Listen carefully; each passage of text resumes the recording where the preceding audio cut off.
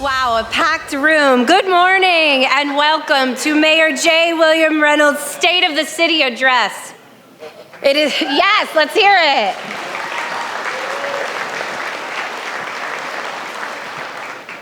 It is such an honor for the Bethlehem Chamber to hold this important event for the mayor and for the city of Bethlehem. Thank you all for being here with us today. Let's hear it for the Freedom High School Band led by Mr. Michael Moran. They do such a great job. To begin, I'd like to draw your attention to our digital program. You can access it by scanning the QR code displayed on the screens, and for your convenience, the codes are also located on the back of your name badges and at your tables. Please take a moment to explore the program for valuable information from our sponsors, details about all of our upcoming events. And speaking of sponsors, we are incredibly excited to share that we have a record number of sponsors today with us. Let's hear it. Please join me in welcoming to the stage Senior Vice President of Member Relations and Sales for the Greater Lehigh Valley Chamber of Commerce, the fabulous Gina Martens. Thank you so much, Tammy, and thanks to all of you for your incredible support this morning. Let's take a few minutes to recognize and thank today's sponsors. That's right, Gina. We've got a packed house and an incredible lineup, so let's get started. First, our platinum sponsor this morning, Alloy 5 Architecture. They're over there. Thanks to Mike, Randy, Becca, and your entire team. Also a platinum sponsor this morning, Capital Blue Cross. They're also a strategic business partner of the Chamber. Thanks to Vicki and your entire team for all that you do. Let's keep it going, Gina. Let's thank Air Products. Thank you to Lori Hackett and her team. Yay. Lori is also Vice Chair of our Board of Governors. Thank you for your unending support. Thank you to Civic Property Management, John, Shauna, and the incredible team for your support. Thank you to Comcast. Thank you, Brian Jeter and your team for being with us. Highmark Blue Shield. Thank you to Jane and your team for your support. JG Petrucci, Jim and Tom, thank you for being with us as well. Lehigh University, Joseph, Adrian, Tracy, thank you for being with us and all your support to the Chamber. Our trusted healthcare partner, Lehigh Valley Health Network, part of Jefferson Health. Thank you to Ann, Ashley, and your team. And to Robot Lab, the Dewar family, thank you for your support, and I hope you all saw Pepper. Thank you, Pepper. We love Pepper here at the Chamber. All right, let's keep rolling with our silver sponsors this morning. Arts Quest, thanks for hosting us in this incredible facility. BSI Corporate Benefits, I know they're gonna get loud over there. Thank you, Tony. King Spry, attorneys and counselors. Silver sponsor, Lehigh Valley International Airport and Pannoni Associates.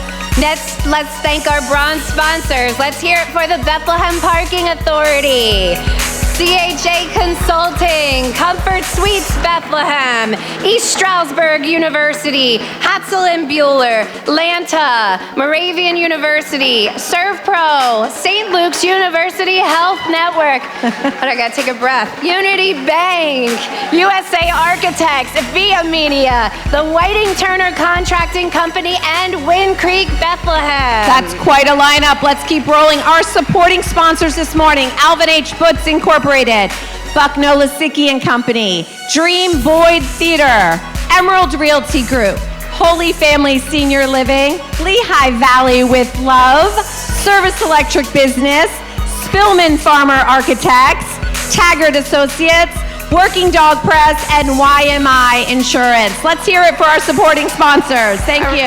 All right, everyone loves bacon, so let's hear it for our bacon sponsor, the Lehigh Valley Iron Pigs. All right, and Mike Robinson Productions is our photographer this morning, capturing today's photos. Thank you, Mike Robinson. We would also like to give a huge shout out to our community partners from the city of Bethlehem. Our collaboration is something we deeply value here at the Chamber. We extend our thanks to the mayor and his dynamic administration. Thank you for your exceptional leadership. And a heartfelt thank you once again to all of our sponsors. Let's hear it.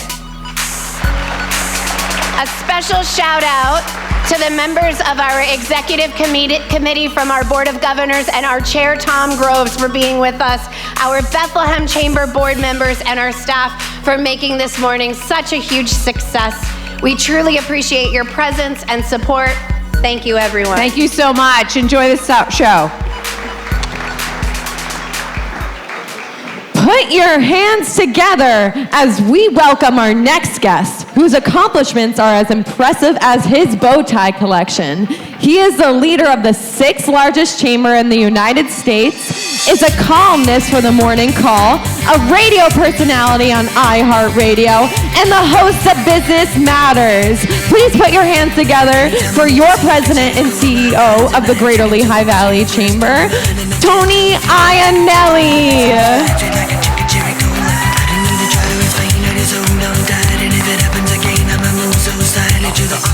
You know, thank you so much for that, Brittany. Thank you for that intro. You know, and just after saying all those nice things, my confidence was up. Then I walked by John Callahan, who always makes fun of me, and right down to the ground again, shot me right back down. Anyways, obviously it's great to be here. Mayor Willie, I'll tell you what, unbelievable. Look at this crowd. This is the biggest crowd, by the way, we've ever had for this event, and it's about you. So thank you, Mayor Reynolds. And thanks to your family. I love when his family, his wife's an amazing doctor here in the Lehigh Valley, and his mom's with us, who was a professor at Cedar Crest. So other than that, not accomplishing very much in that family. But anyway, incredible group. So many good people with us today, and I want to make some intros. I'm going to start with the mayors. In fact, some of them are just parking, running up here, but I did want to say, last week we had an event, and we had 22 mayors and borough managers come together, and we had Mayor Sherelle Parker from Philadelphia, the mayor's event, which was unbelievable, and all the mayors also participated in our major cities, and Willie Reynolds, of course, one of them, and they interviewed all the small town mayors and the borough managers, and it was a great event. And I guess what I want to say is I love our mayors. I love what they do. They're phenomenal. So I'm going to introduce them first. I'm going to first introduce Mayor Sal Panto. Thank you, Sal, for being here. You guys always here to support each other. And Matt Turk. So thank you both to both of them. We're so glad they're here. Bunch of other, I got Steve Samuelson. Where's Steve? Thank you for being here. Josh Siegel, thank you for being here. Both of our DAs, Steve Barata and Gavin Holohan, both of them here. Thank you for being here. Controller Tower Zarinsky from Northampton County, thank you. And Bethlehem Controller George Yazzo. And we got some, very good. Let's give them a hand, come on, how about it? Bethlehem City Councilor Hillary Kwiatek, Colleen Laird, Rachel Leone, Grace Cramsey Smith, and Kiera Wilheim. Thank you all for being here, members of council. From Lehigh County, Zach Cole-Borgie. Thank you, Zach. I was talking to him on his way in. Where are you, Zach? Thanks for being here. Appreciate you. There he is. Appreciate you joining us. Easton City Council, Frank Pinnabone, thank you for being here. Lots of good people here. I also just want to say before I leave that we have an incredible, this is, first of all, an incredible city, and we have an incredible valley. And when I look around, as I've said so many times, I know so many of you, the leadership we have here, but I did want to make a special just a special speech, if you will, or announcement about someone that we lost recently. And we recently, for most of you who know him, he was such an important part of this city and this valley. But if you aren't aware, we lost Luke Cunningham, such a great person. And I know so many of you could tell stories as I could. When we partnered the chambers and created the 6th largest chamber in the United States, Luke Cunningham from Bethlehem was such an important part. And the big partnership was Allentown and Bethlehem to bring them together. And when Luke got to that table, he had such credibility and such respect, and it was such a good guy that it made it easy, actually. And it was so fun for me and cool to watch the business leaders come together and make this happen. And Luke's such a big part of that. Then he became on our board of governors, then he became an executive committee member. For me, became a friend, a mentor, and I love Luke Cunningham. And in Luke's kind of way, every time I see him, I'd go to his office, he used to always say, uh-oh, here comes trouble, because he knew we were going to ask him for money, and he was always there. So when I met his daughter, Megan, for the first time, within 2 minutes, I could tell that that was Luke's daughter because she's as wonderful and special and as kind as Luke was. So I want to do this. Certainly we can all keep Luke in our prayers. But Megan, if you could please just stand up if you wouldn't mind. And could we all just give Luke Cunningham and the family a standing ovation? Come on, bring it up. Thank you so much, Megan. Thank you to Luke.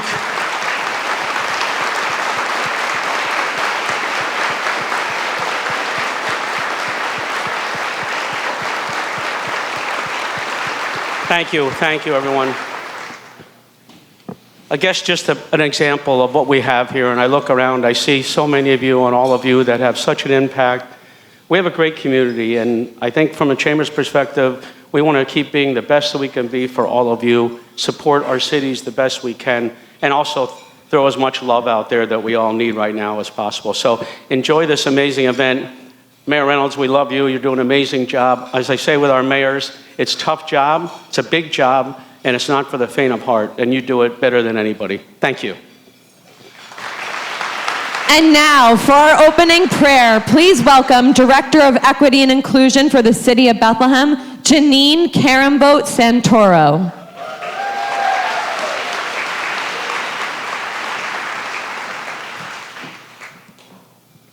Good morning, friends. It is so good to be with you. As we center ourselves for the invocation, please assume a posture of prayer or meditation that is most comfortable for you. Gracious and loving Creator, you who we know by many names and worship through many traditions, we thank you for guiding us here safely this morning, for a beautiful space like this room to connect with each other, and for the opportunity to hear about the ways each of your people helped to make Bethlehem a more just, kind, and beautiful city. We ask that you bless our gathering to celebrate the good things happening in our midst and open our hearts and minds today to new and perhaps challenging things. We ask that you replace our assumptions with curiosities, that you give us courage to get to know people that sit beside us on a deeper level, and that you inspire us to be leaders that work in collaboration with those whose backgrounds and interests might be different from ours. In our community, there is a place for each one of us. And so as we learn about the various endeavors of the city, help us to find where our gifts and talents may meet the needs of our neighbors, both local and global.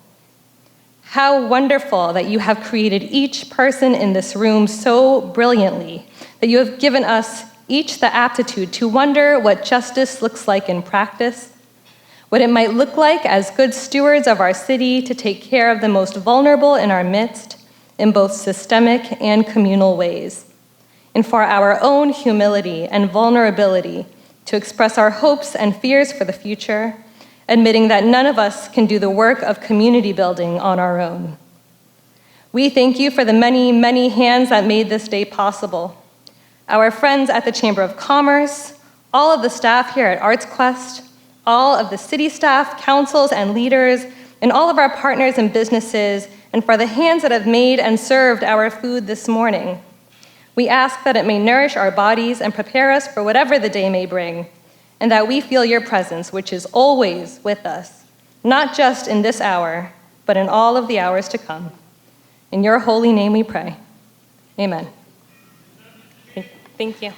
Bethlehem, get ready to welcome a true force of style and leadership. Please put your hands together for Bethlehem's very own fashion icon, the owner of AM Lux and chair of the Bethlehem Chamber Board of Directors, Anne-Marie Supinski. Thank you. So great to see all of you here. Thank you all for being with us this morning.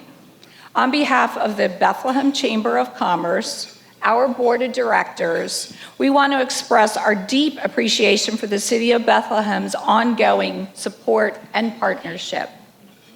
With little over 3 years into his term, Mayor Reynolds has achieved remarkable successes for Bethlehem.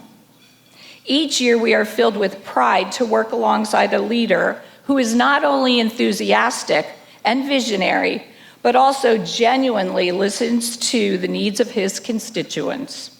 His dedication to build a more inclusive, vibrant, and prosperous community is evident in every initiative. We at the Chamber are absolutely thrilled to see this incredible turnout today. It is a testament to Mayor Reynolds' leadership that so many across every corner of Bethlehem, our vibrant business community, our dedicated nonprofit organizations, our valued associations, and our passionate volunteers have come together to hear about the administration's continued successes. Guests, please join me in giving a warm welcome to the mayor of your city of Bethlehem, Mayor J. William Reynolds.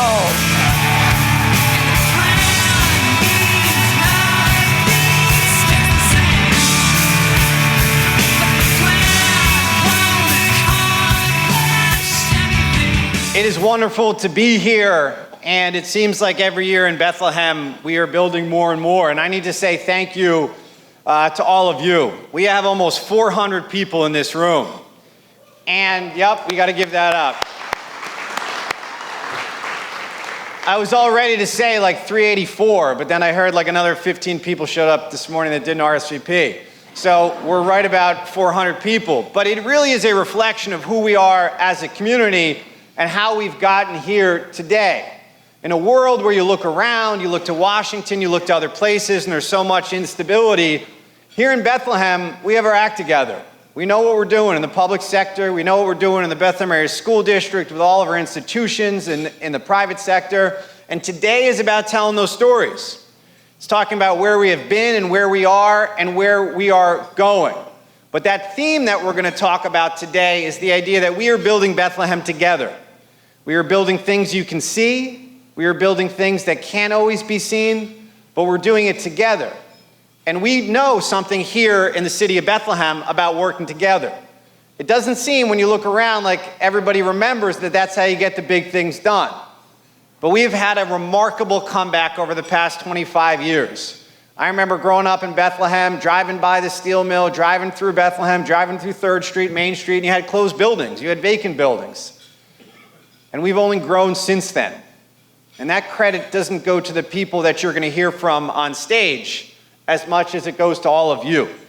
Because the people here represent our institutions, they represent the private sector, they represent the job creators, and they represent the people that are connected to our city and that are helping to build everything that we have. So, we have a big program today. We're going to try to get through all the good news. But we are going to start by talking about where so much of our prosperity comes from, and that's the financial strength of this city. There's been a lot talked about what we've accomplished since the closing of Bethlehem Steel, but we have done that together. All of the things we're going to talk about, new parks and greenways and trails and community centers and all sorts of things, all of it comes to pass because of what's going on within our economy. And the fact that around here, there's not a Democratic or Republican economy. There is an economy that works, that creates opportunity, and our job is to make sure that we continue to provide that opportunity for all of our residents, no matter who you are and how long you've been here for. So, what are the keys to Bethlehem's financial success? And this is kind of where I want to start, because I want to talk about internal here in the city. And that's that we've been focused for a long time on job growth. I'm going to show you some jobs numbers in a couple of minutes that are really, really impressive. But that credit belongs down there, not up here. Because if you look around, there's not too many of these businesses that are here that are our sponsors. Once again, thank you for sponsoring record number. We couldn't be more appreciative. That haven't grown their business in the last 5 or 10 or 15 or 20 years. That have not brought new people to Lehigh Valley. That have not created new job opportunities. And that's the best way to grow your economy. That's the best way to grow your city. We always focus on paying sustainable expenses with sustainable revenues. I know this is probably the most boring part of the presentation, but it's also the most important. People ask all the time, why does Bethlehem feel different than other places? It's because we are straight up about what it takes to run a sustainable city, a financially successful city, and it's the idea that you have to pay your sustainable expenses with sustainable revenues. You need to be able to get that. When you look around and you look at townships and school districts and places other than the city of Bethlehem and the Bethlehem Area School District, one of the big differences is people don't like to talk about bad news. They don't like to talk about challenges. Here, we take them head on, and we explain them, and we work through them. We're paying down debt aggressively, which we're going to talk about in a minute. And then also the last one, and I didn't put this up here just because my favorite math teacher, my mom, is here. Math is not an opinion. There's a lot of different things in the world that you can start a sentence with as far as I feel. When it comes to math, it is not one of them.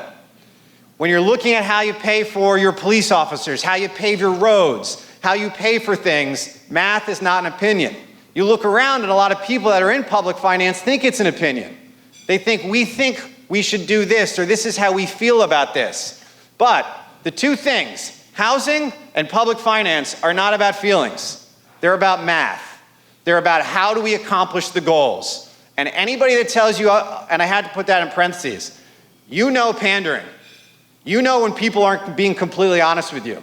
Most of you run private business. You know when somebody walks in and they tell you only good news, or they say this is the problem and if you just trust me, I'll fix it for you. You know that they're not telling you the whole truth. And we have a long history in the city of Bethlehem of understanding that pandering is not the way you build trust. When you just promise that I want to do something a different way, you never get anything accomplished. And I've learned that by knocking on doors and talking to so many of you that want to know what the plan is. Maybe there's a challenge 10 years ago with a pension. Maybe there's a challenge with healthcare. Maybe there's a challenge with getting this property back off the ground. You want people to be honest with you. You want them to be clear-eyed. It's just like when private investors, why do I want to invest in this business? We are in the business of getting you to invest your confidence in us. And that comes down to being honest. So as we go through this, that's one of the things I want you to remember. We in the city of Bethlehem, the reason why we're so successful is because we have challenges like everybody else. But we look at them and say, you're either going to pay today or you're going to pay tomorrow. And that's something that's been lost in a lot of different places. But here in the city, we're focused on that. So our bond rating, which we've talked about, that's improved. We currently have the best bond rating of any city in the state of Pennsylvania that we are extraordinarily proud of. What we have done, what we have done over the past 10 years is slowly, year by year, been able to improve that. And I know I see my great friend, former Mayor Callahan here, and one of the things that I always talk about is the idea that Bethlehem's success didn't start a little over 3 years ago. When that deal went down between Mayor Cunningham and Mayor Callahan and Mayor Doncic and all the city councils that rejected the easy fixes, that understood we have to do something that's a little bit difficult now to make sure 5 or 10 or 15 or 20 years down the road we're going to have that success, that's part of the reason we're here now. I was in high school when Mayor Cunningham got elected. Good thing he's not here. But I was in high school when he got elected, and he said it's not going to be easy. And John said it's not going to be easy. And Mayor Doncic said it's not going to be easy. But now we are in a better spot than we were. And if you look at that modern Bethlehem proverb that I may have written myself, is good news doesn't need to be brand new. We process information so quickly. I don't know if you feel this way, but sometimes good news on Monday, by Wednesday, it feels like it was 6 months ago. Because we are processing information so quickly. But what the name of the game is having stability. And in the city of Bethlehem, we have financial stability. In the last 10 years, we have paid off almost, let me think about this here, $82 million in debt. That's an almost 50% reduction. Yes, that deserves a big round of applause. Like every other city in a post-industrial state, we had to make tough decisions. But we are past that, and we are paying debt off aggressively. The bond markets are following that, the private sector is following that, families are following that, and we're making progress. If you take a look at the next 3 years, by the time we get to January of 2028, we will be down to about $56 million in debt, which will be an almost 70% reduction in 13 years. You cannot find another public entity that has this level of debt paying off and debt schedule that we have in the city of Bethlehem. And I've said this before, we could make decisions to flatten that out, to be able to build even more parks tomorrow, to be able to do even more. But what is that doing? That's not doing anything for 5 years or 10 years or 15 years from now. It's only making the next person's job that much more difficult. It's only making everybody else's job that much more difficult if we're not being honest about that. If you take a look at that, that's what our debt schedule looks like. So whoever is going to be the next mayor in 2030 is going to have some more financial flexibility to be able to play with. But if you take a look over the next 3-4 years, we're going to continue to pay off this $11 million a year. And that's a commitment that we are making. And as we talk about parks and all these different things that we're investing in now, we could do even more, but that's not what you want to do. That's not how you set success up for 10, 20, 30, 40, 50 years. So many of you are part of institutions that have success here for 100, 200 years. And when you think about what I saw President Helbley, what Lehigh needs, or President Grigsby Moravian, or the Bethlehem Area School District, you're not just thinking about 2025, you're thinking about 2030, 2040, 2050, when other people have these jobs. And that's what we're thinking about here. And we've shown this slide before. If you take a look at where our revenue was in 2015, about $70 million, and our debt was about $160 million, $170 million. If you look at that revenue growth that we have seen, much of it coming from private sector growth, we are passing the amount of debt we have with our annual revenues. Now, this is not a slide or a comparison you will see in most cities or most governments, because that's not what the graph looks like. This isn't a comparison that people want to make. But here in the city of Bethlehem, those two numbers are going to continue to get wider and wider. That's going to allow us to make even more investments into our community. And the last slide I want to show you here, before I turn it over to Laura Collins, our Director of Community Economic Development, is this is the city of Bethlehem job growth in the last 16 years. We've gone from 28,000 jobs to just under 42,000 jobs in about 7, let's go indeed, Winston.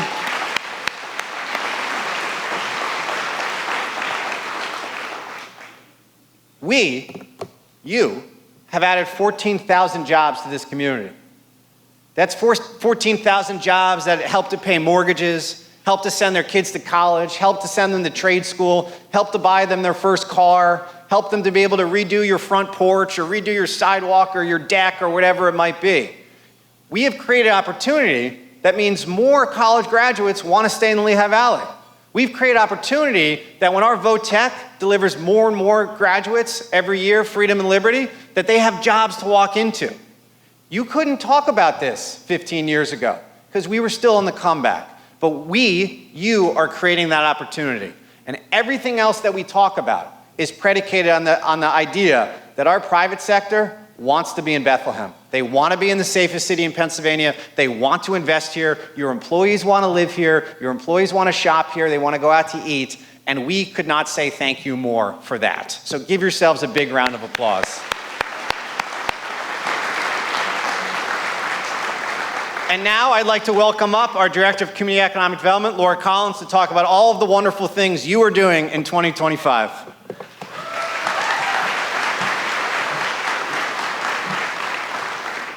Good morning. I'm Laura Collins, the Director of Community and Economic Development for the City of Bethlehem.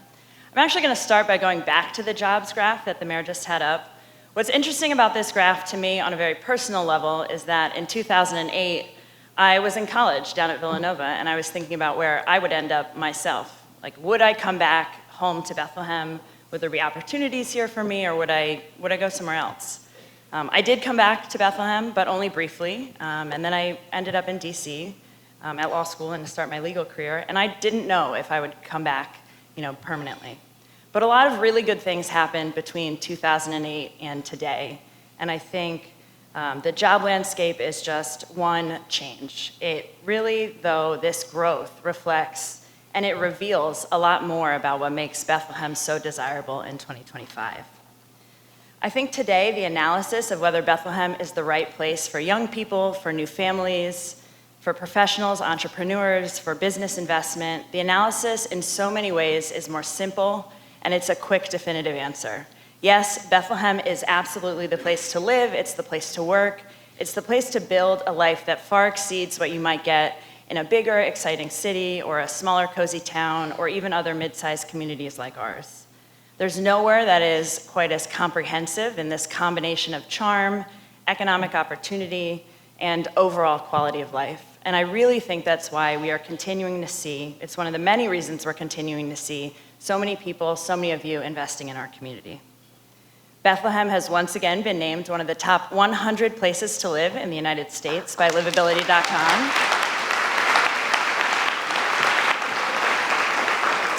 We were just inscribed as a UNESCO World Heritage Site, the 26th in the country. And we are currently in the running, and you can vote today, to be named the #1 main street in the United States by USA Today and the Reader's Choice Awards.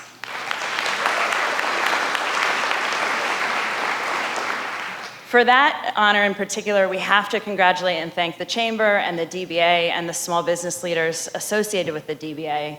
Anne Marie, who you heard from earlier from AM Lux, Karen from Edge, Neville from McCarthy's, and their counterparts on South Side, on the West Side, our small business community, Laura Bly, who supplied the dress that I'm wearing today. All of these folks really add to the vibrancy and to the appeal of Bethlehem that makes this community so attractive. And when you combine all of these elements of a high quality of life with a strong job base, qualified workers, talent, knowledge from our world-class universities, Lehigh and Moravian.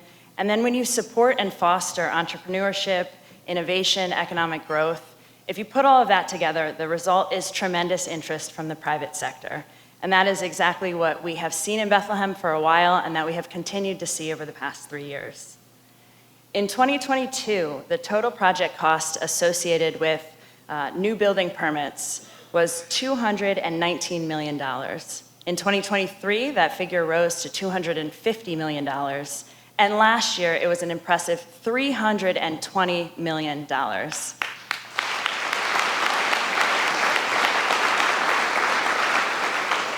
If you go ahead and add in the 2021 numbers, over the past 4 years, we have seen a combined total private sector investment of $1.1 billion in the city of Bethlehem.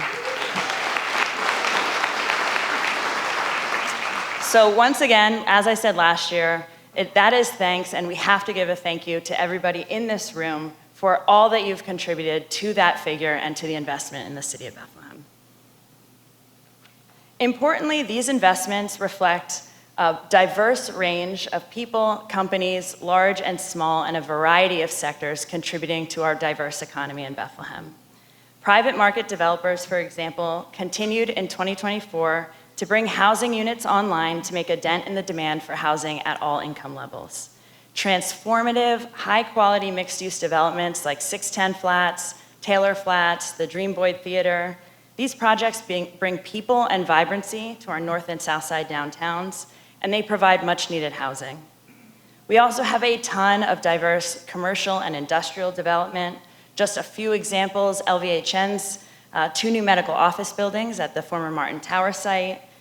Phoenix Tube expanded its operations with a 75,000 square foot expansion this past year. And we're continuing to see the exciting repurposing of the Steel General Office East Annex right around the corner from here. In the realm of arts and culture, tourism, visitation, Cassie from Arts Quest is very busy with the preparation of construction for the new Creative Factory powered by PPL on 3rd Street. And across the street from that, we're gonna see in the coming years the city's first Hilton brand hotel. And finally, I just wanna thank and highlight Don Cunningham and his team at LVDC and many other partners who worked really hard over the past year to secure tremendous wins in the target areas of technology and life sciences. We are thrilled for the new German pharmaceutical manufacturer, GFM, coming in right at 119 Technology Drive, and also the $93 million award under the CHIPS Act that will support semiconductor company Infinera, located in a new advanced testing and packaging facility right here in Bethlehem.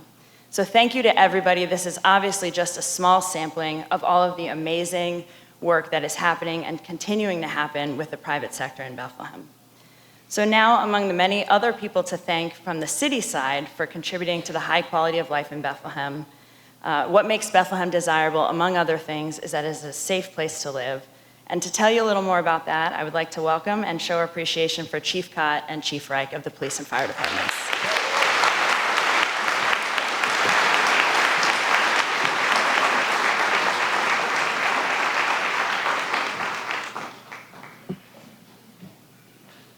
Hi, good morning, everyone. I'm Chief Cott with the City of Bethlehem Police Department. As we reflect on the state of our city, I'm proud to share some of the accomplishments of our police department. This past year, our police officers have continued to show resilience, professionalism, and an unwavering commitment to serving and protecting. One of our key successes has been a significant reduction in crime rates. Through proactive policing, community engagement, and strategic partnerships with local organizations, we've seen a decrease in both violent and property crimes. This is a direct result of the hard work and dedication of our officers, who consistently, thank you,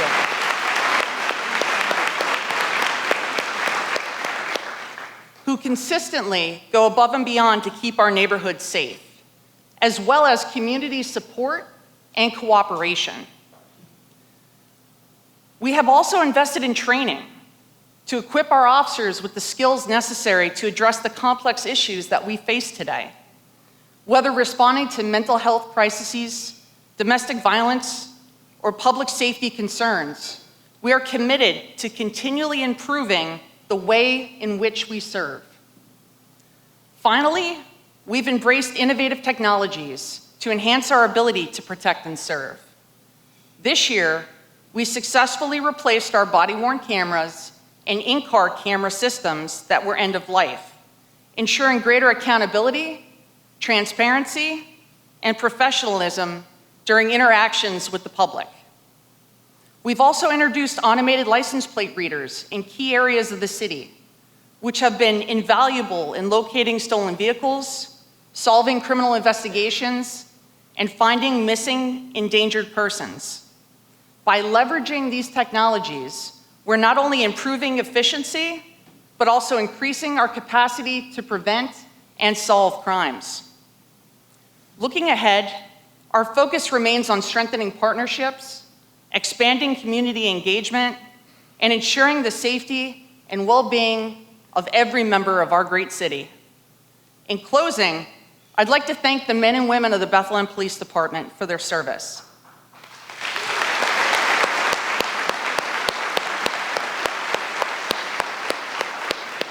The community for its unwavering support, and Northampton County District Attorney Stephen Barada and Lehigh County District Attorney Gavin Holohan for your partnership.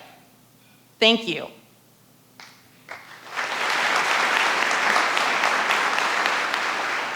And now, my partner in crime, the leader of the Bethlehem Fire Department, Chief Reich.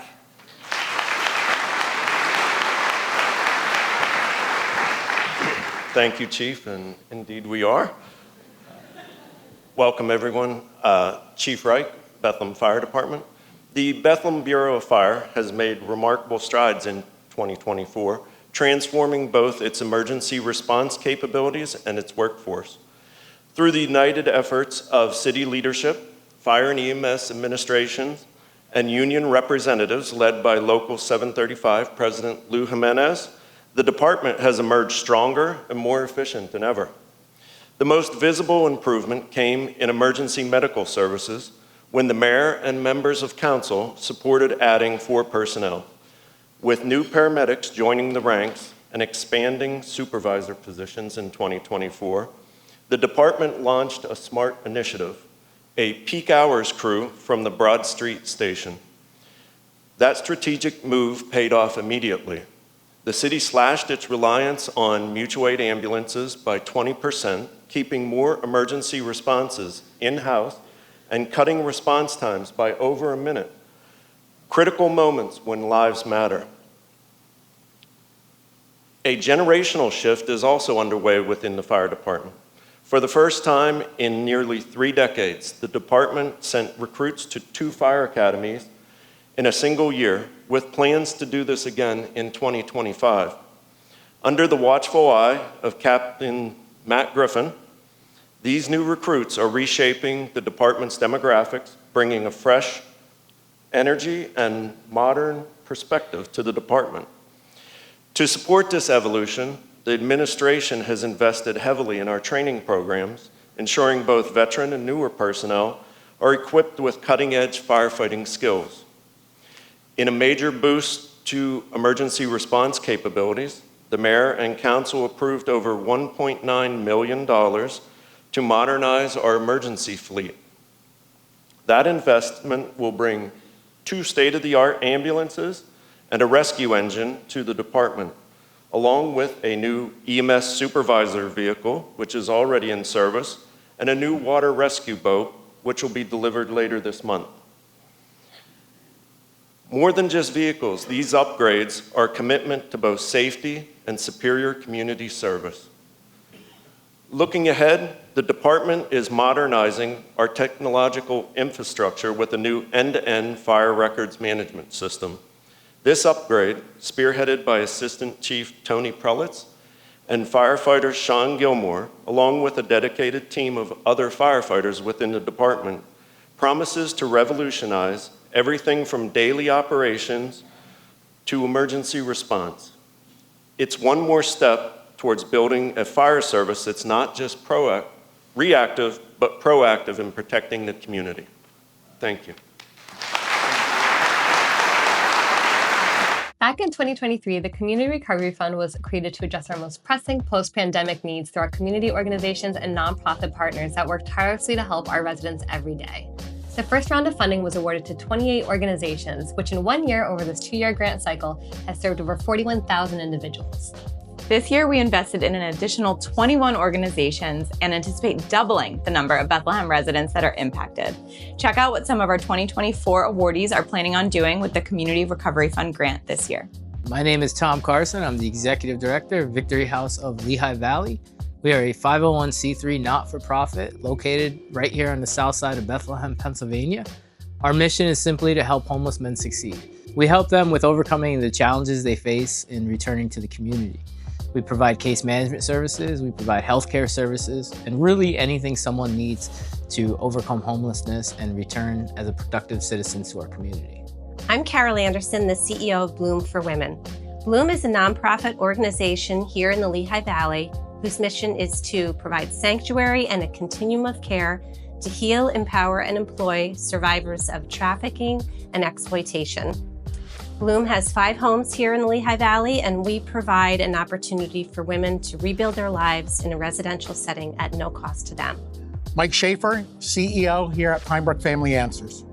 And I'm Kathy Trimble. I am the Vice President of Operations and Finance. Pinebrook Family Answers is an organization that nurtures and empowers children, adults, and families by providing mental health services and community-based programs throughout the greater Lehigh Valley. The Community Recovery Fund allowed us to launch the Homeless Empowerment Initiative. Our goal and our aim with this fund is to help create leaders in our community. We want to get our clients to tell their stories and, most importantly, give back to the community. Give back to others that were once in the situation that they were in.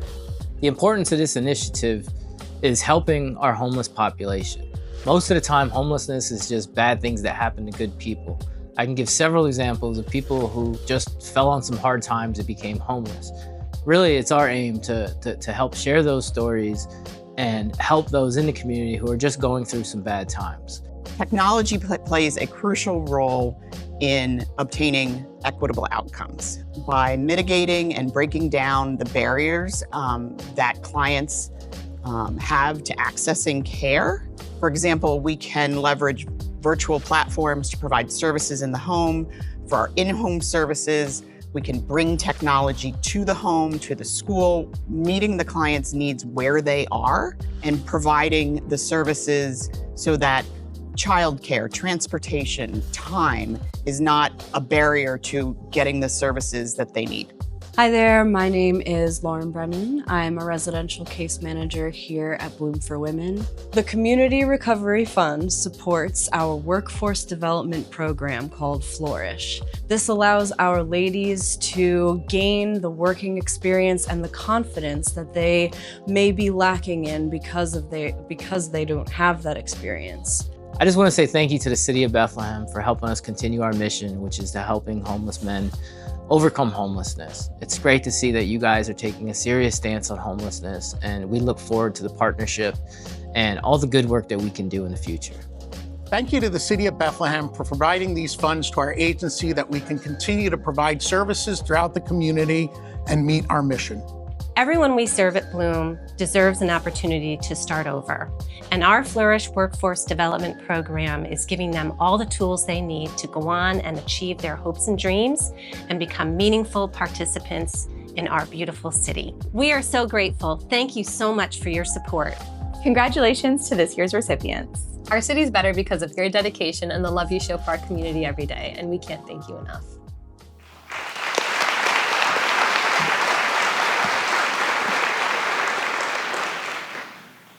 Wow, what an inspiring video highlighting some of our local organizations doing amazing work with help from our Community Recovery Fund. The fund is going into its 3rd year, and we are grateful to City Council for establishing it, as well as the many people who helped build it, including Councilwoman Kira Wilhelm, who lent her grant expertise to help refine the application and reporting to achieve our aim of being low barrier and high impact for our community organizations. Good morning. I'm Sarah Sotullo, Deputy Director of Community Development, a role where I spend most of my time focused on housing. For many years, attainable housing was plentiful in Bethlehem. We've long been a community where you could come with little and find great opportunity. The pandemic flipped this on its head. Today, our lack of housing supply is one of our residents' top concerns. It affects our economic growth. It prevents our children from moving back to the Valley to share their talents after college, like so many of us did. It displaces our essential workers. It limits our potential. And in a world where points of universal agreement are few and far between, the desire for more affordable housing unites us across age, race, religion, and yes, even political party. But truly affordable housing within reach of our teachers and our nurses, our retail workers, and our home health aides remains the most challenging to build in America. It takes a coalition of diverse funders and partners to bring any large-scale affordable housing project from idea to construction to lease up. That's why the city in 2022 invested in a housing planning process designed to leverage the collective impact of our partners, lending critical support to local nonprofits and private institutions capable of tackling our housing crisis head-on. I am proud to say that our Opening Doors planning process built a collective impact model for housing and homelessness that's drawn the attention of Governor Shapiro's housing strategy team. We brought our critical nonprofit, business, banking, and development partners to the table, leveraging their unique expertise to develop strategies to create more quality housing in our city. Partners who have stepped up to execute those strategies is they've been invested in them since day one. This has allowed us to be nimble, collaborative, and effective as we tackle some of our most complex societal issues. And it's brought millions of dollars for housing into the Valley. Last State of the City, I shared the wonderful news of Lehigh Valley Industrial Park's extremely generous $4.5 million land donation. This will bring Bethlehem its first 120-unit mixed-income housing development. About 2/3 of the Gateway on 4th units will be affordable, with rents starting as low as $369 per month, depending on household income. But true community-driven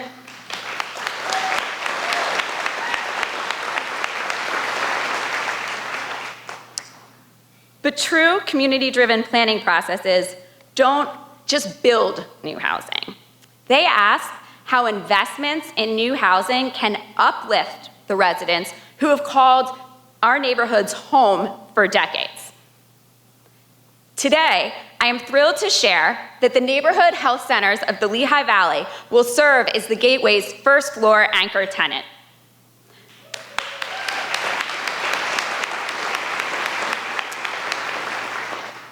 Residents of this neighborhood have the highest unmet health needs in the federally qualified health centers service area. This partnership will bring crucial medical care to the neighborhood, delivered by a trusted partner with deep roots in our Southside community. Collective impact models deserve better results for the communities they serve. And that's not possible without intentional planning, collaboration, and a deep local understanding of the community.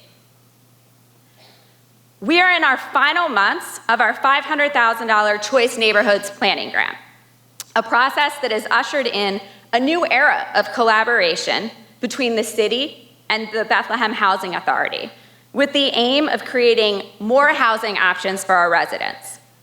Our plan goes beyond just replacing the 196 outdated units at Pembroke Village, but envisions a new mixed-income neighborhood filled with amenities that serve our northeastern Bethlehem neighbors with services delivered by trusted local partners.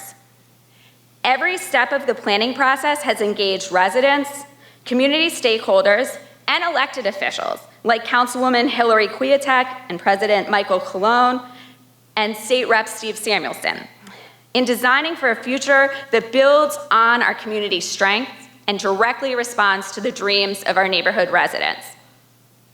Housing development takes time, and we know that many people are struggling with housing instability now. Investing in keeping people housed through mediation, rental assistance, and legal supports prevents costly evictions, which displace families and increase costs for small landlords.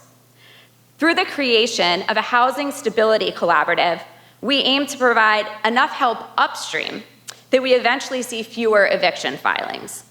A renter who needs help decoding the legalese of their lease can now turn to Community Action Development Bethlehem's excellent tenant advocate, Duvan Kano. If an unexpected car repair leaves someone choosing between paying rent or buying groceries, New Bethany has city-funded rental assistance to get them back on track. And North Penn provides access to counsel in eviction cases in a Southside courtroom. Do you hear a theme in my remarks this morning? Long-term planning, deep collaborations, and constant communication are the hallmarks of our approach to community development at City Hall. Our housing crisis is too big of a problem for a city to solve alone. But these projects show how a collective impact model can help us create more housing to grow our economy and preserve all these things we treasure about our unique neighborhoods. We have made a ton of progress in the first year of Opening Doors implementation. We look forward to working together collectively to keep this momentum going. Before we welcome the mayor back to the stage, we have a short video with some exciting news about one of my favorite West Bethlehem neighbors who is now heading downtown. Good morning, everyone. My name is Scott with CAT, Coalition for Appropriate Transportation. It's March 2025. In 8 months, CAT will be moving into the Walnut Street garage with our bicycle cooperative, expanding our services to the community downtown Bethlehem. We are thrilled to be moving downtown again to be able to serve the community and definitely the broad range of the community. We want to support the businesses downtown with our programs such as bike rides, such as enabling people to come and build their own bike, to repair their own bike, to support pedestrian safety, support public transit. All these things are synergistic with communities. My name is Steve Fernstrom. I'm the Executive Director of the Bethlehem Parking Authority, and all the initial discussions on how to revitalize the Walnut Street block involved a community focus, and CAT will do an excellent job of fitting that need. Well, at the Parking Authority, we've been saying we're more than just parking cars. We're about how we efficiently and sustainably move people around Bethlehem, and CAT is one of those excellent partners that does just that. A downtown that's vibrant is both enjoyable for pedestrians in their experience, whether they're visitors or residents, and we want to support everybody. So thank you for your support, Bethlehem, and we'll see you on the road.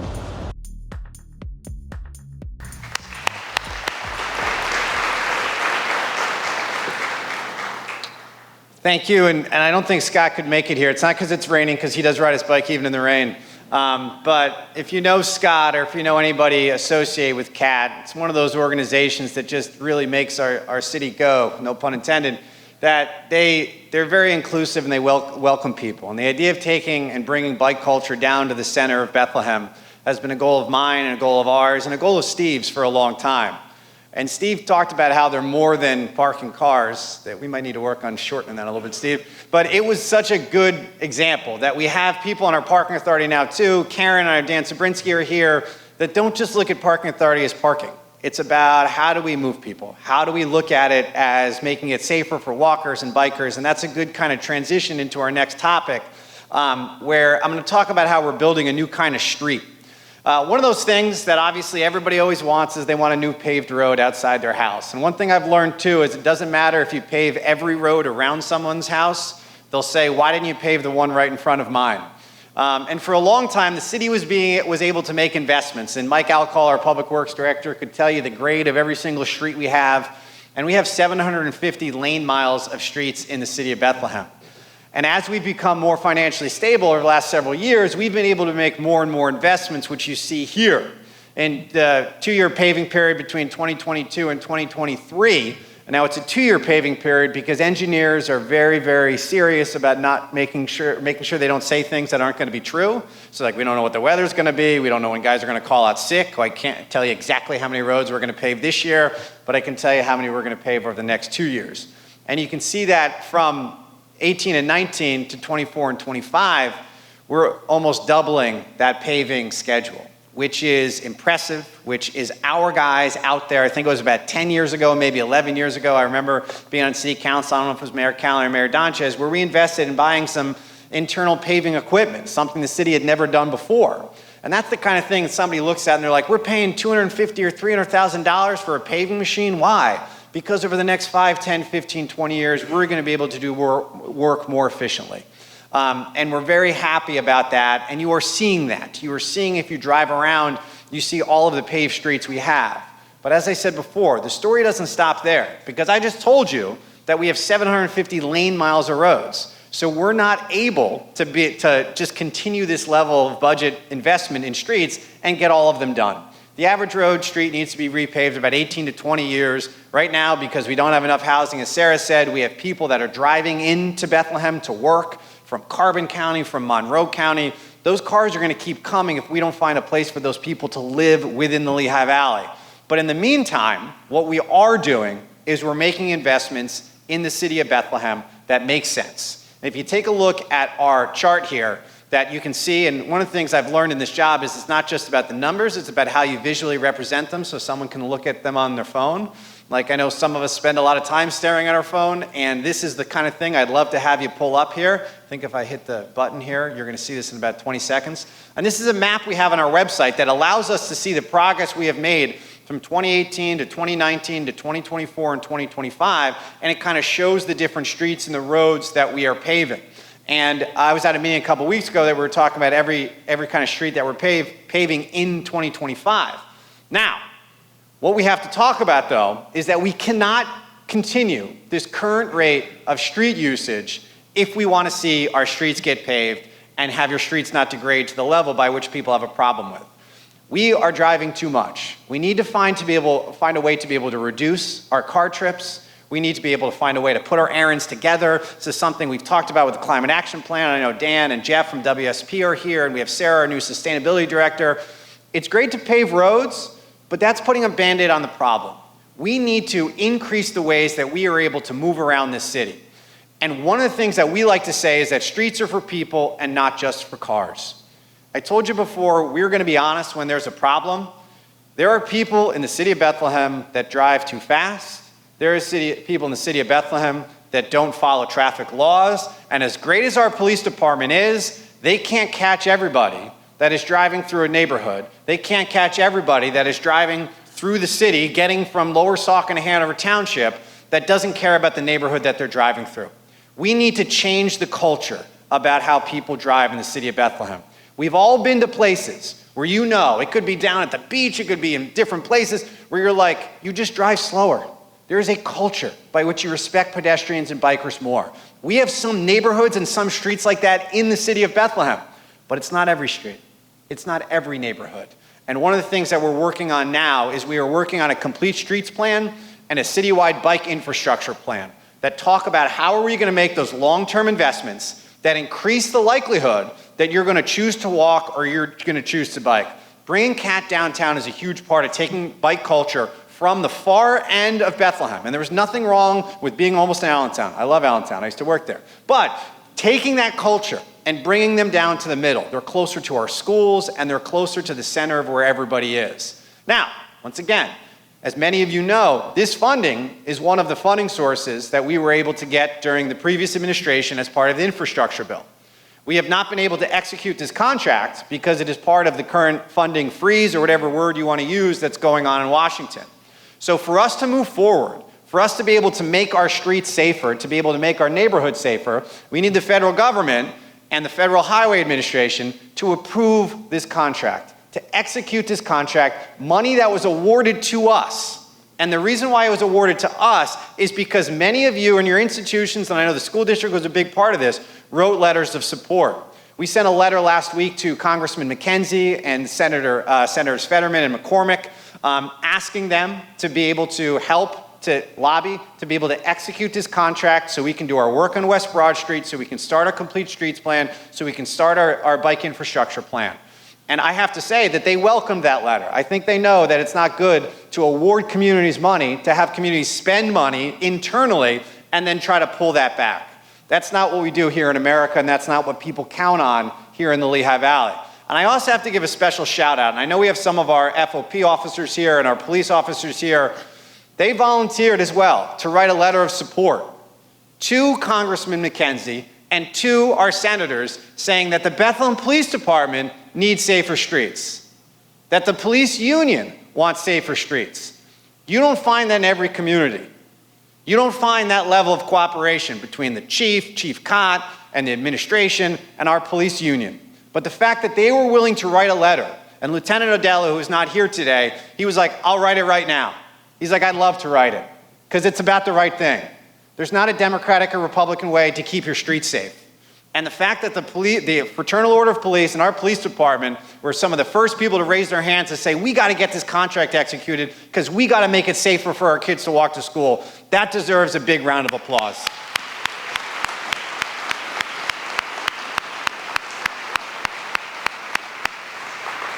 So this work is going to move forward, and as I said, we are going to create a new culture of moving around in this city. And a big part of that, obviously, is that we've been celebrating for a long time, that we're almost done with, is the South Bethlehem Greenway. So we are going to watch a short video here on how we are about to complete the Greenway. I'm Darlene Heller. I work in the planning office with the City of Bethlehem. And we're really excited. Back in November, we purchased the last section of the Greenway, and it's going to connect the Greenway to the Saucon Rail Trail to the south.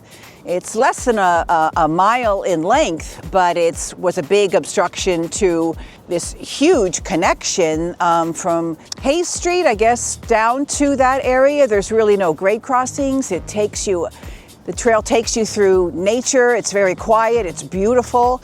And it connects to the Hellertown Park on Water Street. And from there, you can go down through Upper Saucon, Lower Saucon, and all the way down to Quakertown. So it's a huge expanse. It was a big victory for us to be able to purchase this. It's something we've been working on as a city for quite some time.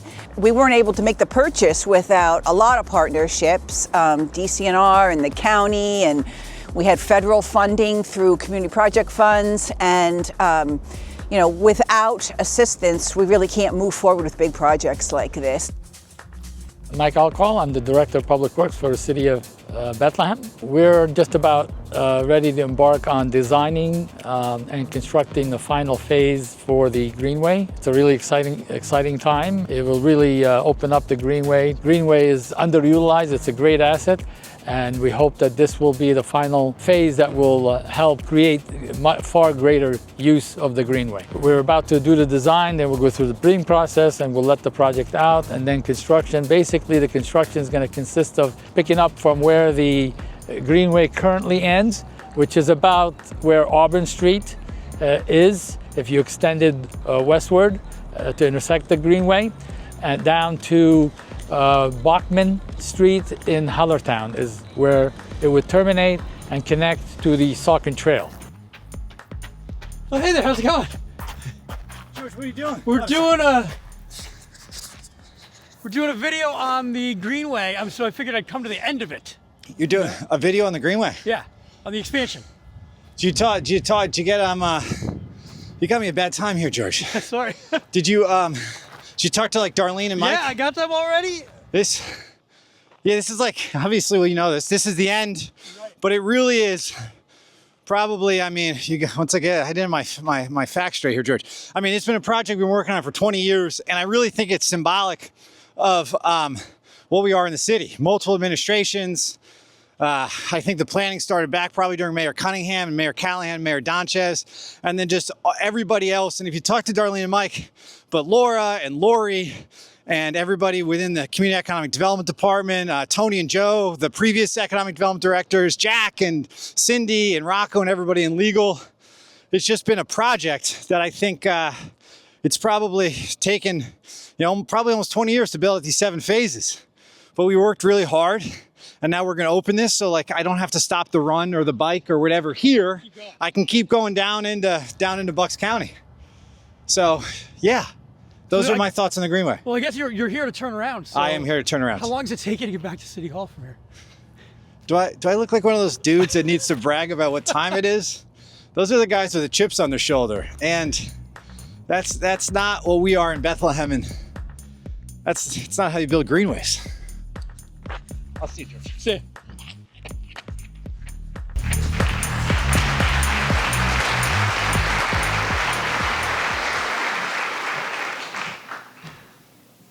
Thanks again, George, for finding me at that moment. The Greenway, though, and I do want to give it up for Darlene and Mike. Darlene Heller, as you heard, got a bigger round of applause than me or anybody else. She has just recently retired after, that deserves a big round of applause. After, I think, 26, 27 years as our planning and zoning director, and if you've moved here in the last 25 years, part of the reason you've moved here is because of the lens and the view that Darlene has taken about what the city of Bethlehem needs going forward. And just a true superstar. And her fingertips or her keyboard or her smile are on so many projects here in the city, including the one that I'm about to talk about, which is our 40 and 10 plan, which is a plan for our parks. Parks bring people together. I think a lot of us have very romantic memories of being a kid and going to the park and playing with our friends and meeting our neighbors, and just you meet new people, and it could be the park is where you hung out with your friends and played whatever sport it was. And over the years, parks are one of those things, like everybody wants a new park. But if you're thinking about how do we make sure that we keep our responsible, obligations and, to pay all of our employees and pay the pensions and healthcare and make sure we have everything you need to run City Hall on a day-to-day basis, you can't always invest in your parks as much as you would like to. But the city is now at a space where we're able to. And if you think about the projects that we have opened and invested in over the past couple of years, whether or not it's the Greenway, whether or not it's a memorial pool that is packed, that I have a whole new appreciation for with the 2-year-old, Monocacy Way Trail or Fairview Park or the concerts in the Rose Garden, like those are projects that are really Class A parks that are here in the city of Bethlehem that are open to everybody. And Jody and Mike and everybody in our parks department has worked to be able to get those grant funds to be able to make these projects come to life. And those are great projects, but also they're one-off projects. They're ones that we had to put money together to be able to do it. And now we are in a financial place where we'll be able to make investments into our parks. The one that we had talked about a couple of weeks ago that we're very proud of is what we're doing with Friendship Park. About $1.7 million. City Council just approved the contract on Tuesday to put out to bid. And this was a project that grew out of our Northside Alive neighborhood partnership. And I know Councilwoman Laird has been a big part of that. And Selena, our Northside coordinator, as well as so many people associated with Thomas Jefferson Elementary School and the school district and a bunch of business owners. And this is also a private and public partnership. We got a lot of federal support from Senator Casey and Congresswoman Wild, but we also got private support. And I know Laura and Sharon are here from the Laros Foundation, who came forward with dollars as well to help out this project. And these projects happen because people want to invest, and they want to come together and see these things happen in their neighborhood. So everybody that's going to help us create this true destination park, which is going to be absolutely amazing, it's going to be done by the end of the year, I need to give a big thank you to you for all of those investments.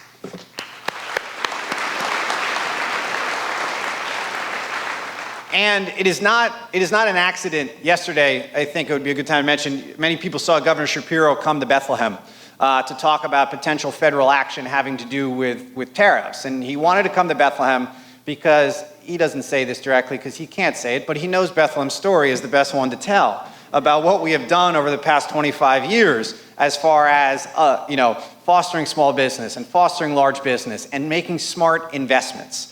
And part of that is working with our state and federal leaders, and obviously the governor, but also Senator Bascola, Representative Samuelson. We're huge advocates for a lot of the state funding that we were able to get here to leverage with that federal funding. And Governor Shapiro and DCNR were willing to say, like, Bethlehem's got projects that work. We know that they keep their word. We know that if we invest in them, that they're going to come through with Class A projects. But it also has helped to raise the stakes. And we think about this with streets, and you might have noticed that I brought up a basketball rim here. If you've ever shot around on one of these famous double rims that you see in some places, it is a representation of what happens when you don't invest in your community. They're not fun to shoot around in. And if you've never played basketball before, if you've ever shot a ball, the ball bounces off there and bounces away, and it bounces far. And what ends up happening is kids that actually play basketball don't want to play games on that. People look at that when they come by and they see empty parks and they think, does my community care about my city or not? It's like when I used to work at school and I wanted to make sure my kid had a new laptop in front of them at all times, that they had all the supplies they needed. Because things like double rims, and whether or not you care about basketball or not, it is symbolic for what happens when a community can't invest in its people, when it can't invest in its neighborhood.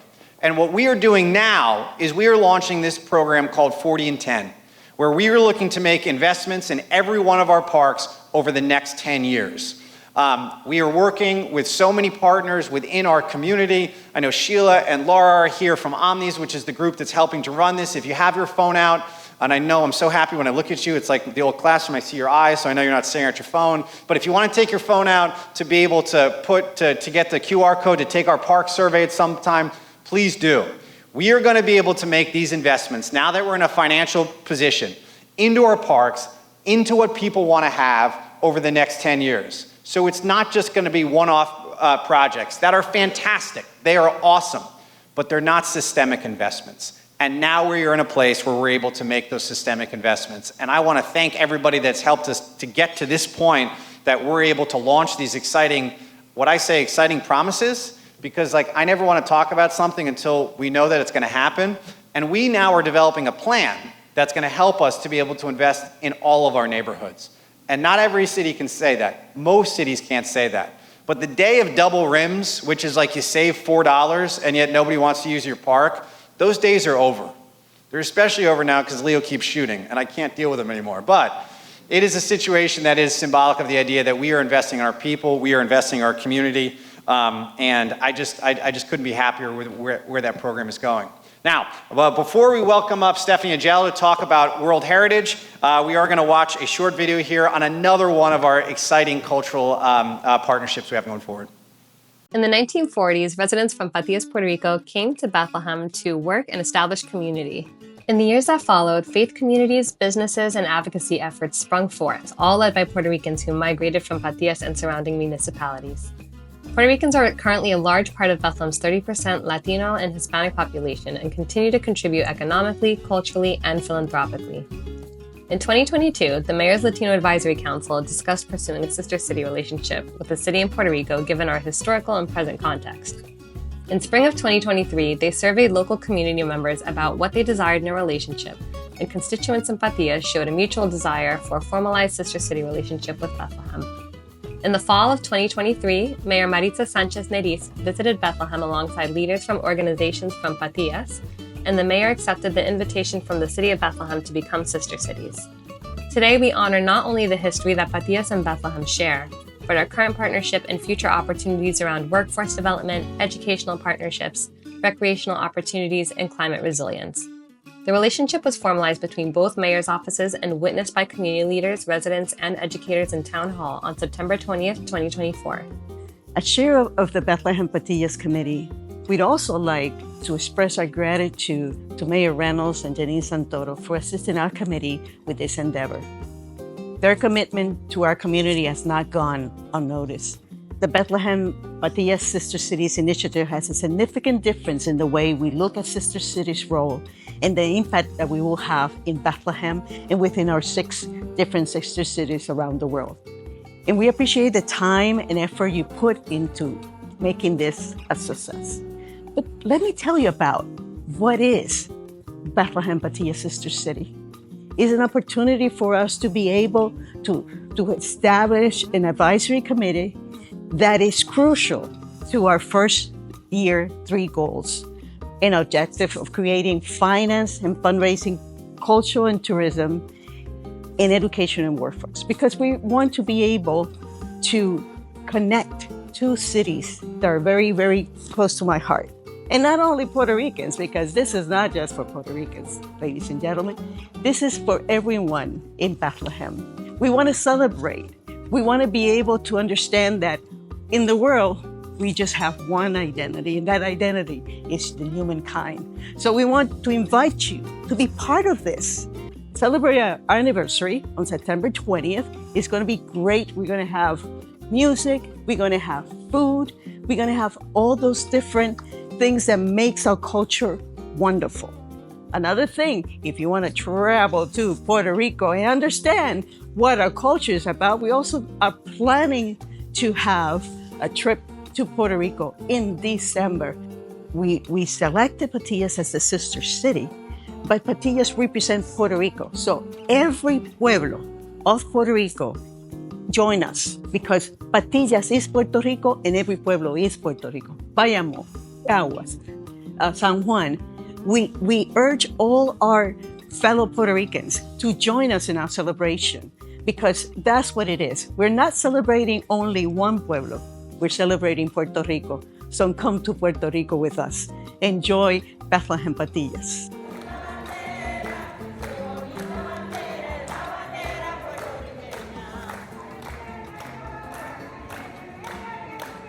So much to celebrate. Thank you, Janine. Thank you, Janine, for your work on this. Good morning. My name is Stephanie Angello, and I'm blessed to be the World Heritage Coordinator. As you may have heard, Bethlehem has entered the world stage, and I'm here to talk about that a little bit.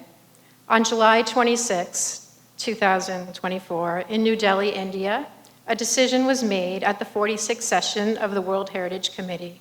In attendance were Mayor Reynolds, Moravian University President Grigsby, Moravian Church Bishop Chris Giesler, and representatives from our federal government.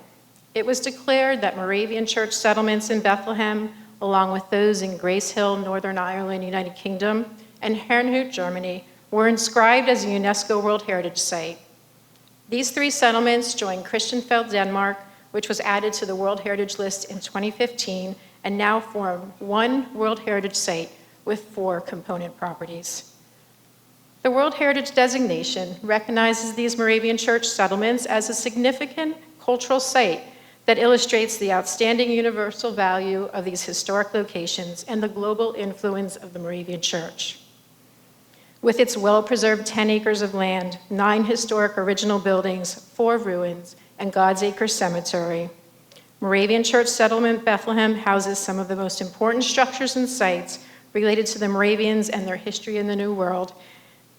UNESCO regards these sites as exemplary in terms of architecture and town planning, a legacy that can be traced back to the Moravians' founding of Bethlehem in 1741. This past year, Moravian Church Settlements Bethlehem became the 26th World Heritage Site in the United States and the 3rd in Pennsylvania. It joins renowned sites such as Taj Mahal, the Grand Canyon, the Great Wall of China, Stonehenge, and the Statue of Liberty. Notably, it's the first transnational site designated in the United States. The Director of World Heritage recognizes our site as a model for other potential transnational sites worldwide because it stands as a testament to what countries can achieve through cooperation, peace, and friendship, and honoring culture and humanity. Achieving World Heritage status was a process that took over 2 decades. Efforts to secure inscription began in 2002 and involved the collaboration of Central Moravian Church, Moravian University, Bethlehem area Moravians, historic Bethlehem museums and sites, the City of Bethlehem, and Northampton County. This achievement would not have been possible without the dedication and commitment of many individuals, some who came before us, such as Mayors Don Cunningham, John Callahan, Robert Donchez, as well as our Vice Chair of the World Heritage Council and Commission, Hank Barnett, and others who serve on the Council and Commission, and we thank all of you who do so. I'd like to take this opportunity to acknowledge one special member of the World Heritage Council, our senior advisor and historian, Charlene Donches-Mowers, who devoted over 20 years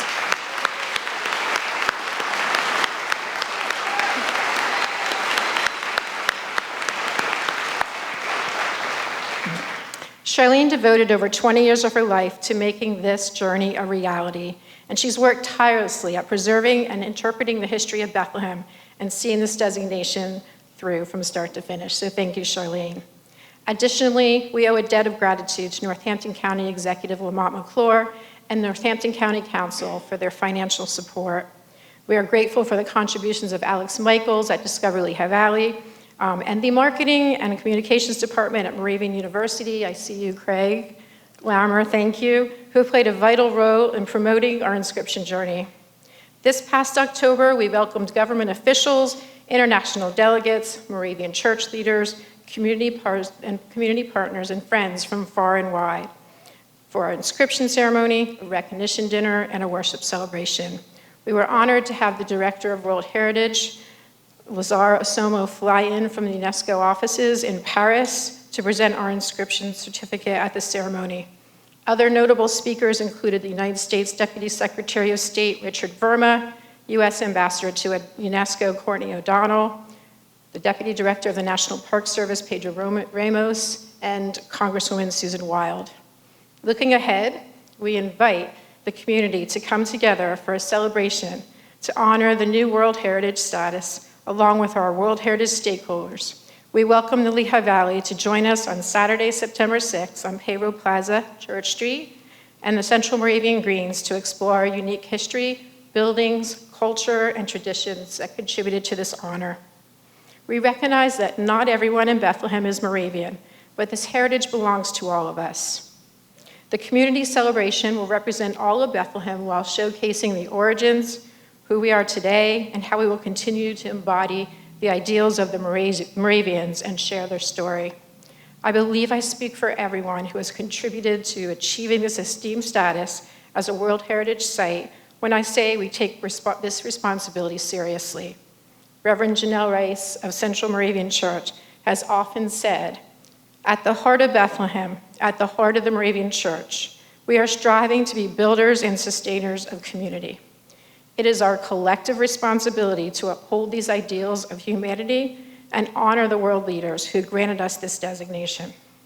We are choosing to uphold these ideals with love, joy, peace, and patience as we invite others to the table for continual dialogue to define what this designation means for all of our communities, all of our neighborhoods across the city, each with their own stories, faiths, culture, and needs. So please be sure to mark your calendars for our community celebration on September 6th. We hope you'll join us. Thank you.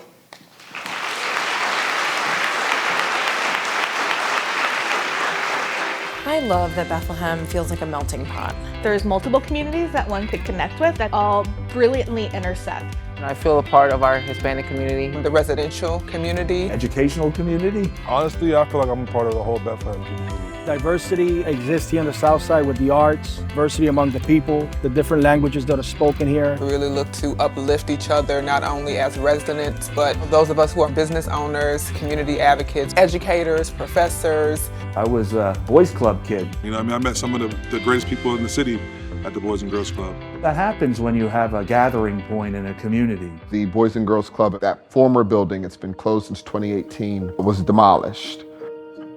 Brand new community center is planned for Bethlehem's South Side, and residents are being asked to help come up with the blueprint. Right now, there isn't a rendering for the project or even a concrete location for it. Tonight, officials wanted to hear firsthand from neighbors to get a better idea of where or where not to put it. So what we see is that there's no longer a place for kids. They can just go, let their hair down, and shoot a hoop or play a game of basketball. Invite friends to come over and get away from the stressors of the world. Los espacios verdes, los parques para que jueguen los niños, por ejemplo, para que juegue mi hermanita. One of the greatest challenges that our community members face is where to go to find information or to have their questions answered. Resources that are free of charge to our students and our families. A center that would provide year-round recreational opportunities. Have like an indoor gymnasium, because during the winter months, because of daylight savings, by the time it's 4:30, it's dark. A lot of kids in our school like dancing. They like having fun. Dancing spots for people to do what they like to do. What a community center means to me, it means hope. El centro comunitario es como una ayuda social a toda la gente, a los hispanos o en general. Any space that helps our families get the resources that they so richly deserve. What I don't want to create is something that then becomes a barrier to families who don't live in those areas and regions because they can't afford to. To help people feel a sense of connection to South Bethlehem. Mentorship and definitely opportunities for the children to get exposure outside of the community to things that they're not going to have any other way to get exposure to. Any space that allows community members to be seen, valued, heard, and appreciated is an absolute win. Having a community center somewhere else in Bethlehem would just be another opportunity for people, residents of the community of Bethlehem, to have a secondary place to go. I know when I was growing up, we were at the Boys and Girls Club, and those counselors that were there were like family, you know what I mean? It wasn't just they're there to do the job, they're there to make a difference. I feel like a community center, everybody thinks of a building, but I think it's the people that make the difference the most. What I loved about the South Side was we were a community. One thing I admire about Bethlehem is the sense of community, and one thing I would like to see in a community center is a sensory-friendly room for kids with autism. Play around with your friends, chill, have a good time, some basketball, play some games, have fun. Be able to know exactly what resources are available to our families and to our community. And what I want to see in the community setting is a indoor pool, art class, arcade room with game console, a heart village for love. What I admire about Bethlehem is the diversity, the community. What I admire most about Bethlehem is that no matter what weather or what's going on, everyone's always out joyful. And what I'd like to see in the South Side Community Center is some healthy food options and programs for families and some after-school activities for our kids. People would take donations and people would come and pick them up if they're needed.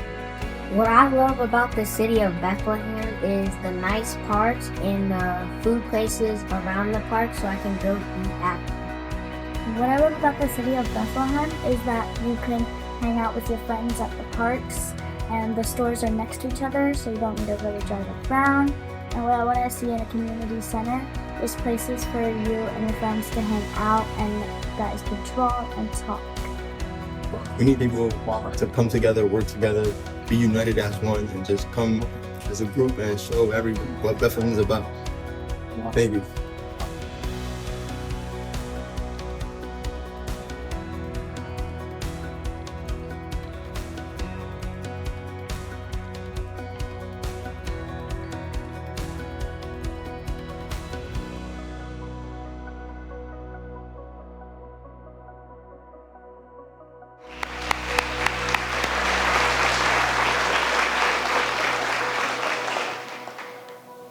We wanted to end the morning today by talking about the idea of a community center. Steph Agella just talked about how we're on the world stage, but we're also right here in our backyard. And we are constantly thinking about how do we build that idea of a community. And this process that's played out, and we owe a great debt of gratitude to Winston and Anna and Caroline and everybody else that were in those videos.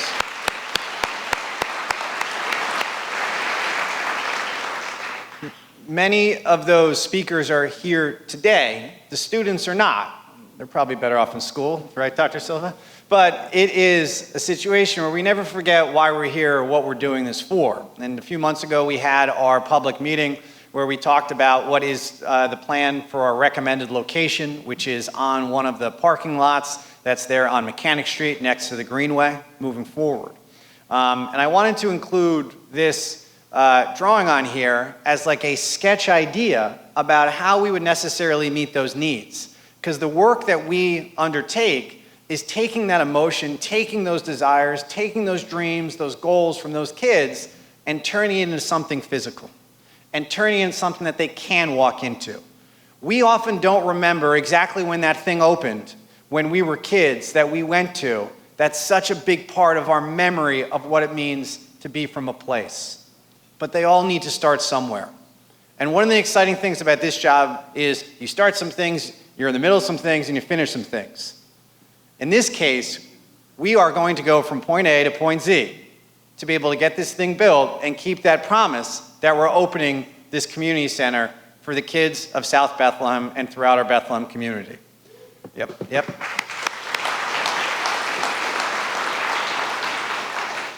And to get there, we obviously are going to continue the conversations about the programming, and at some point this year we are going to hopefully be able to move down to be able to select a preferred operator or whatever to help us with program and all those type of things to do. But we also have put together a South Bethlehem Community Center Development Committee, and I know one of our committee co-chairs, Tony DeRay, is here.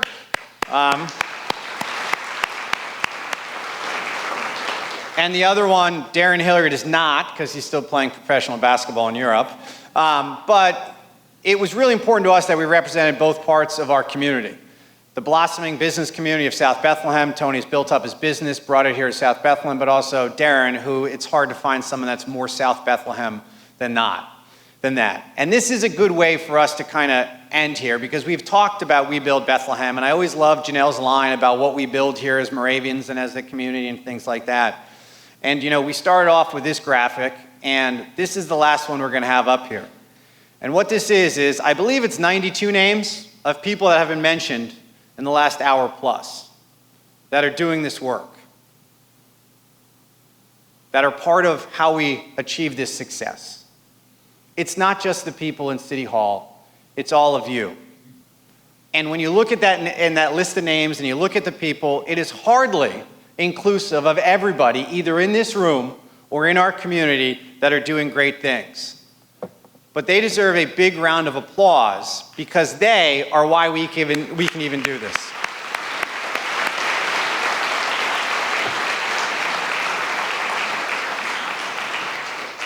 It's popular right now to say in America that we've stopped thinking big, we've stopped dreaming big, that we've stopped doing big things.